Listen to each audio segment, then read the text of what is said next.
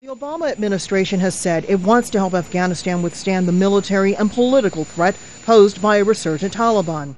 Now, at the end of the London conference on Afghanistan, the U.S. is endorsing a plan to spend upwards of $500 million to entice low-level Taliban members to put down their guns and support the government in Kabul.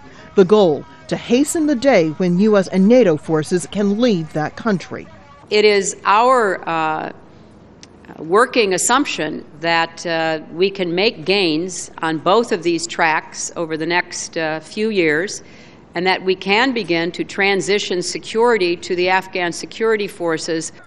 The U.S. is trying to portray its support as consistent with President Barack Obama's recent decision to send an additional 30,000 U.S. forces to Afghanistan to improve security. It could be interpreted as helping the U.S. meet its goal of starting a troop pullout by the middle of 2011 to get out of a war increasingly unpopular among Americans. A recent poll said 2% of the American people really care about the outcome in Afghanistan. And it's very controversial for the president to put another 30,000 troops in there. He's been looking for an off-ramp. He said that publicly. Here's the off-ramp. If we get out of Afghanistan with a political solution, the American people will stand up and applaud him.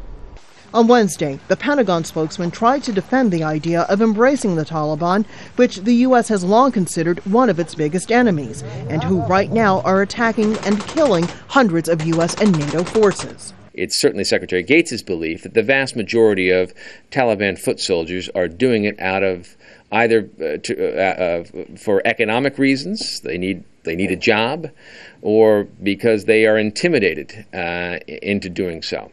This month alone, nearly 50 U.S. and NATO troops were killed in Afghanistan, and in 2009, more than 300 died.